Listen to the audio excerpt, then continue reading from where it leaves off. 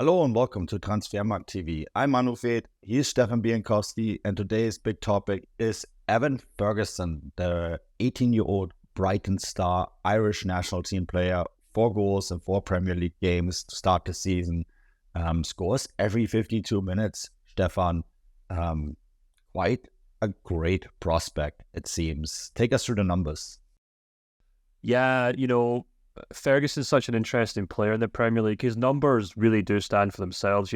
Even before he kind of broke into Brighton's first team, he was at Manchester United in their youth academy, got let go by them, and has actually since been labelled by one of the club's youth academy directors as the £50 million mistake because they let him go. So that's obviously how high they obviously rate him already.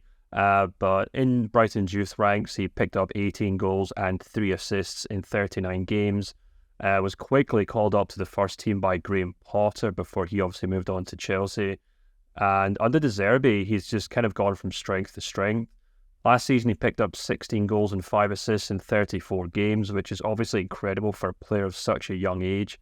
And he's continued to do that this season. As you pointed out, 4 goals in his first 4 Premier League games.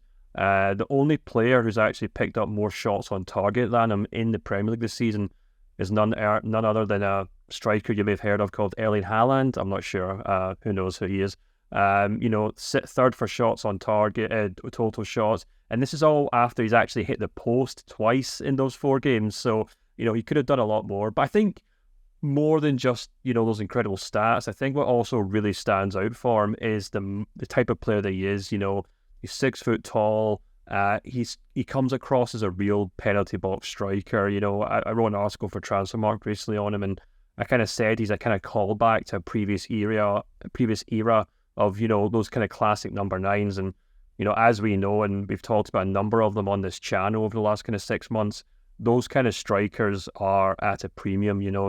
There's no doubt that if there's one who can prove that he can put the ball in the back of the net, if there's one who can prove that he can put the ball in the back of the net in the Premier League at the age of 18, there's no doubt that, his market value is going to rocket. And that's exactly what has happened with Ferguson. This time last year, his market value was less than €1 million.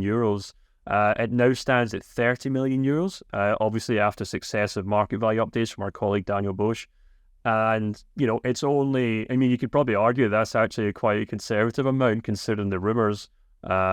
He's by far and away the most viable under-19 player in the Premier League. Right now, Rico Lewis at Manchester City is second, and a number of other kind of players that, of course, people will know about below them. But I think it all just kind of goes to show that we've got a player here who's thriving at a very young age, thriving in a position and particularly in a role that is quite uncommon in the modern game.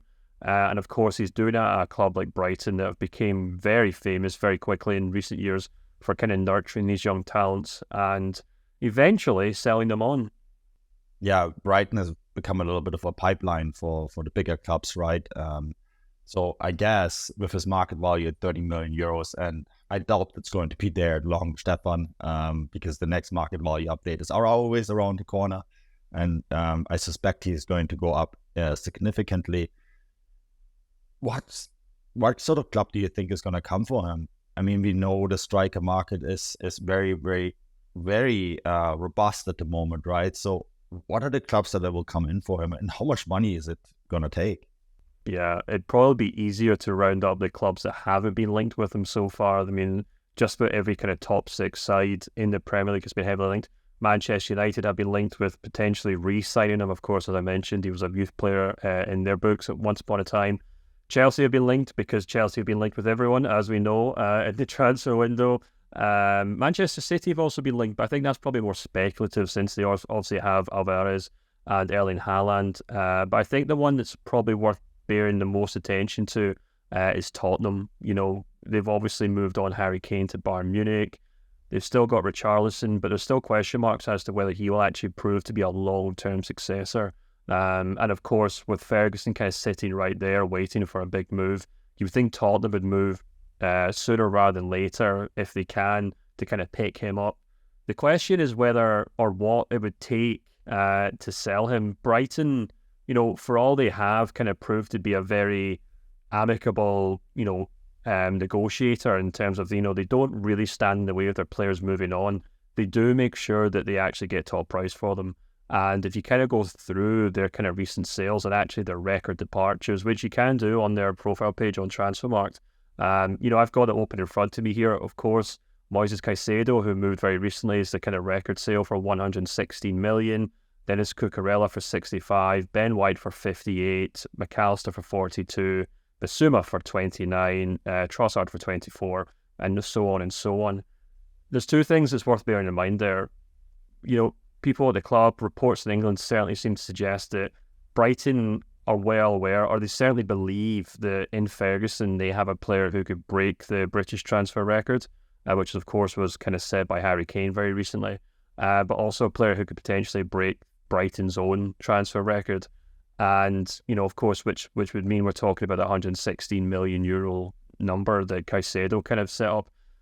If that sounds optimistic, it's worth bearing in mind that all the players that Brighton have sold so far for top money are actually kind of defensive midfielders, central defenders, fullbacks. They haven't actually really sold a central forward or a key striker since Neil Maupay moved on. And as we know, strikers go for a real premium. So I really don't think it's that far-fetched to suggest that if Ferguson has another really strong season, if he improves on his numbers from last season, then Brighton could really kind of set whatever price they want. And there's no reason, I think, to suggest that he couldn't be pushing towards the kind of numbers that Caicedo demanded. Of course, he maybe spent a bit more time in England. He was maybe, he basically led to a bidding war, which is what led to his price inflating to such a degree. But, as I mentioned, there are a number of clubs seemingly interested in Ferguson. There's always a market for number 9 strikers around European football, not just in England. And I really wouldn't be surprised if the time comes for him to move on, there are 3 or 4 big clubs with deep pockets that are determined to sign him. Yeah, no, he's definitely an interesting prospect in that regard. And I wouldn't be surprised if, the player that comes to mind is Wayne Rooney. And he, of course, set a transfer record at the time. So I wouldn't be surprised if Ferguson does something very similar. And it's all very fascinating. And of course, you can speculate yourself on Transfermarkt. Go to the rumor mill. Check out all the rumors linking Ferguson to other clubs. Check out his statistics, of course, on his page. He's such a fascinating player, and really curious to see what's going to be next for him. And we'll be back soon, Stefan, with more content. Until then, cheers and bye-bye.